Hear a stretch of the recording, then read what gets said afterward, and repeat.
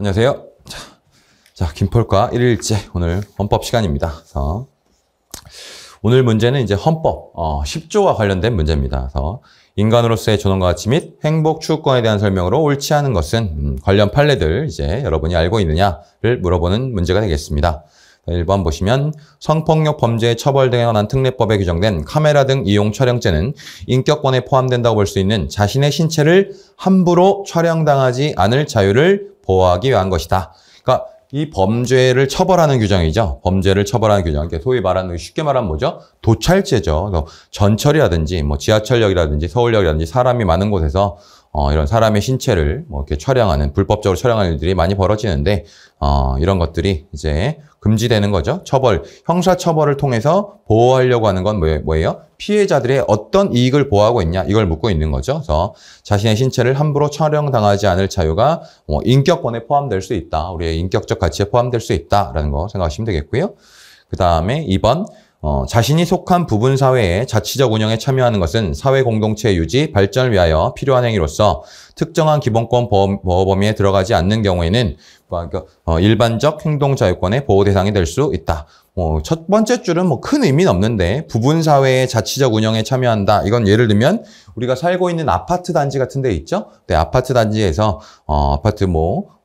아파트 주민들이 주민 회의를 한다든지 또 거기서 또 동대표를 뽑는다든지 이렇게 해서 아파트를 운영하는데 주민들이 참여하는 거 이런 것들이 이제 부분 사회의 자치적 운영입니다. 근데 여기서 이제 그 두 번째 줄, 이제 첫째 줄을 사실 모른다 하더라도 이걸 이제 발전을 위해서 필요한 거라서 특정한 기본권, 우리가 양심의 자유다, 그다음에 신체의 자유다 이런 특정한 기본권의 보호 범위에 들어가지 않으면 그 다음에 그다음에 뭐가 적용되죠? 소위 말하는 이제 행복 추구권이 보충적 기본권으로서 적용이 되겠죠. 그래서 이런 경우에는 일반적 행동 자유권의 보호 대상이 될 수 있다. 그러면 결국 자치적 운영 같은 거, 이런 아파트 주민들의 자치적 운영 같은 것을 규제하는 규제하는 법령들 이런 것들은 일반적 행동의 자유에 대한 제한이 될 수 있다라는 거죠. 그런 게 이제 보호 영역에 일단 들어갈 수는 있다라는 거 생각하면 되겠고, 그 다음에 3번 교통사고의 발생에 고의나 과실이 있는 운전자는 물론 아무런 책임이 없는 무과실 운전자도 자신이 운전하는 차로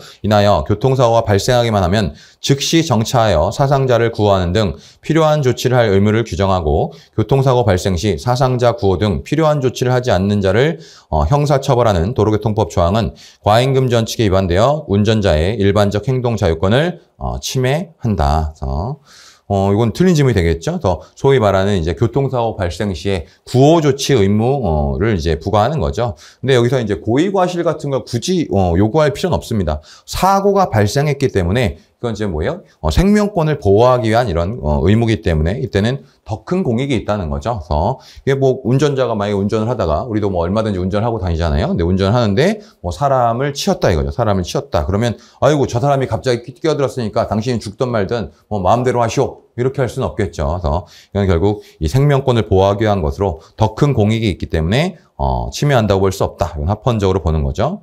그 다음에 4번 운전면허를 받은 사람이 다른 사람의 자동차 등을 훔친 경우에는 운전면허를 필요적으로 취소하도록 하는 것은 임의적 취소 혹은 정지라는 보다 덜 제한적인 수단이 있어 일반적 행동 자유권에 대한 과도한 침해가 되어 위헌이다. 그래서 우리가 잘 아시다시피 임의적 방법으로도 충분히 목적을 달성할 수 있다면, 입법 목적을 달성할 수 있다면 필요적 방법을 써서는 안 된다라는 거 좀 알아두시면 좋겠습니다. 그래서 그리고 그 가로 안에 이제 운전을 업으로 하는 자한테는 직업의 자유. 이건 여기저기서 많이 나오는 거죠. 그래서 그냥 취미라든지 일상생활에서 하는 경우 이런 자유를 제한할 때는 일반적 행동의 자유 제한이고, 만약에 운전을 업으로 한다. 택시기사라든지 화물차 기사라든지 이런 사람들은 운전면허가 취소되면 어떻습니까? 더 이상 운전할 수 없고 직업을 영위할 수 없는 이런 제한을 받기 때문에 이거 이제 헌법에 위반된다. 기억을 하시면 되겠죠. 직업의 자유가 먼저 적용된다면 일반적 행동자유권은 보충적 기본권이니까 적용되지 않는다. 경우에 따라서 여러분이 판단할 수 있는 능력이 좀 있으면 훨씬 더 도움이 되겠죠. 좋습니다. 오늘 여기까지 보겠습니다.